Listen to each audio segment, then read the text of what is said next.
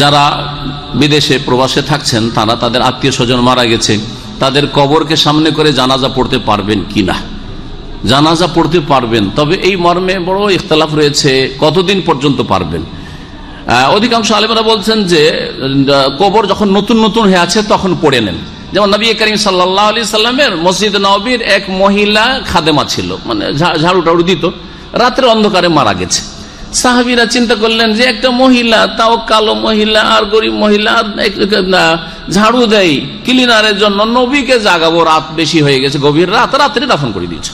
সহিহ বুখারীতে হাদিস হয়েছে, কানা তাকুমুল মসজিদা, মসজিদটা সে সাফ সুতরা করতো। সকালে দেখছেন যে দিনে যে মহিলাকে দেখছি না, কি ব্যাপার, ও তো একটু ঝাড়ু টাড়ু দিত, মসজিদ দেখছি না। জিজ্ঞেস করলেন যে কোথায় সেই মহিলা? বলছে যে মাতাতিল বারেহা, গত রাতে মারা গেছে।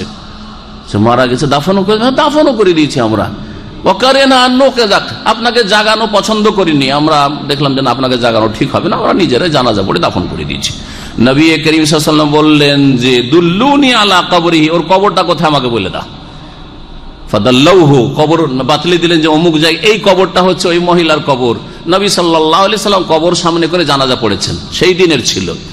এইখান থেকে অনেকে বলেছেন যে যতদিন পর্যন্ত মোটামুটি লাশটা সরেনি, 15 দিন, 20 দিন, মাস এর মধ্যে হইলে জানাজা পড়ে নেন কবরকে সামনে করে। কিন্তু 2-4-5 বছর হয়ে গেছে, 7 বছর হয়ে গেছে, 10 বছর হয়ে গেছে, পড়বেন, এরকম করিয়েন না। আর আবার কেউ কেউ বলেছেন পুরাতন কবর হইলেও পড়া যেতে পারে। আর একদল বলছেন না, মোটেই পড়া যাবে না। আমি মাঝামাঝি ফতোয়াটাকে বেশি পছন্দ করি, যে যদি তাজা তাজা কবর থাকে, 2-4, 10 দিন, 20 দিন, 1 মাস হয়েছে, তাহলে কবর সামনে করে জানাজা পড়ে নেন। এই সুন্নতটি আমাদের দেশে চালু করা উচিত। আমি করেছি। আমি দেশে গেছিলাম, আর আমার নানি শাশুড়ি মারা গিয়েছিল, তখন অনেক দিন আগের কথা বলছি। তো গিয়ে 3-4 দিন আমার হয়েছে, 3-4 দিন পরে গিয়ে পৌঁছলাম, মারা গেছে। গেলাম, তো আমার সাথে আরো 2-1 ভাই হয়ে গেলেন, তারাও এসেছিলেন, আত্মীয় দূর থেকে হয়তো জানাজায় ছিলেন না, অথবা ছিলেন, অসুবিধা নেই, দ্বিতীয়বার জানাজায় শরীক হইতে পারে। আমি নামাজ পড়লাম, তারা আমার পিছনে নামাজ পড়লো।